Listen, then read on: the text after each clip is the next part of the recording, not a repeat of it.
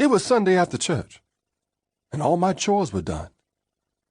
I was sitting on the stoop of our home trying to think what to do. It was that time of day when the birds were getting ready to be quiet, and the toady frogs were starting to get louder with that chirpity sound they make most of the night. I wondered if it would be worth it to go fishing for an hour before it got dark. I got that question answered when Cooter came walking up the road waving at me. "Evening, Eli." "Evening, Cooter." "What you doing, Eli?" "I was thinking about getting old Flapjack and going fishing. You want to come?" I got something that's more interesting than watching you fish. I got a mystery." This might not be so good. I ain't trying to be disrespectful about my best friend, but there are lots of things that Cooter sees as being mysterious that most folks understand real easy. I asked him anyway, "What's the mystery?"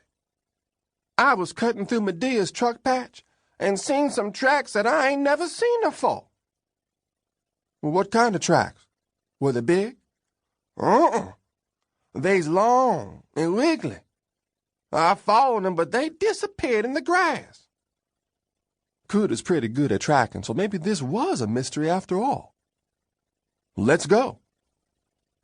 We got to Cooter's home, opened the gate, and went round back to his mother's truck patch. Cooter was right. There, amongst the rows of his ma's beets and corn and green peas, were some of the strangest markings I'd ever seen. I studied them real close. They were long and skinny, and in 6 wiggling lines. 2 of them were a good bit thicker than the rest. They started on one side of Cooter's ma's truck patch, went clean through her vegetables, then disappeared in the grass. I got on my hands and knees to really give him the eye, then told Cooter, "You got me. I ain't never seen such tracks nowhere. Let's ask my pa once he comes out the field." But before we had a chance to ask Pa, the preacher came walking down the road in front of Cooter's. He ain't at all like a common preacher that's got a church or nothing, but he tells anyone that will listen that he's the Right Reverend Deacon Dr. Zephariah Connerly III, and that he's the most educated, smartest man anywhere around. Instead of saying all those names, me and Cooter just call him the preacher. He leaned on Cooter's fence and called, "Evening, boys." "Evening, sir." "Hot one today. Why aren't you two off swimming?" Cooter said, "We trying to solve us a mystery, sir." "Really?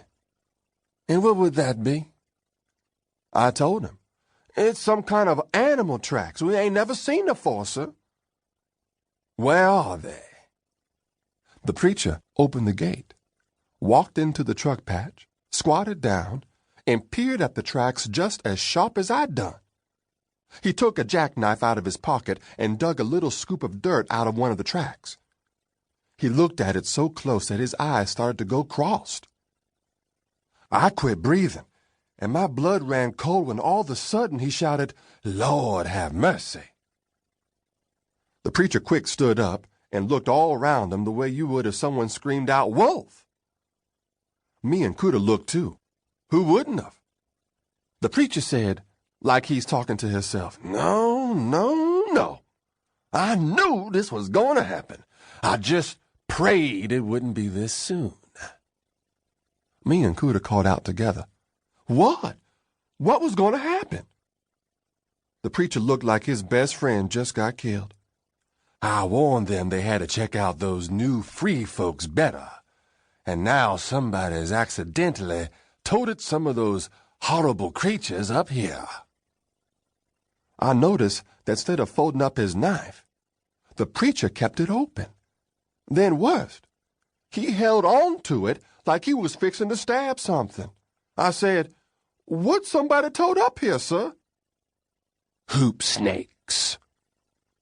He said it in a low, hissing way that told you whatever kind of snake this was, you didn't want to run up on one. Cooter's eyes scanned right and left. "What? What's a hoop snake, sir?" Being any kind of snake was enough for me to start getting nervous. But the preacher made matters a whole lot worse when he said, "I suppose I have to tell you, but I don't want this to get any further than the three of us." He used his boot to rub most of the tracks out of the dirt. I said, "Please, sir, tell us what you mean."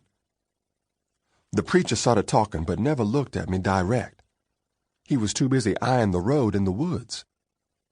"Down home, there's a vile breed of snake called a hoop snake.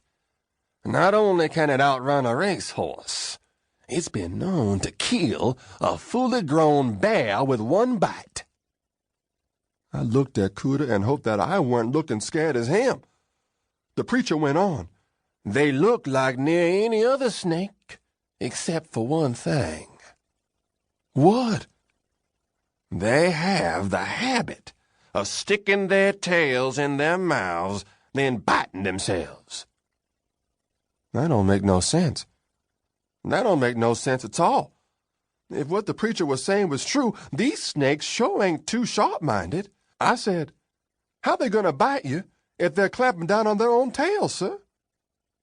"Good question, Elijah. But they don't hold their tails when they're ready to bite. They hold them when they're ready to chase after you."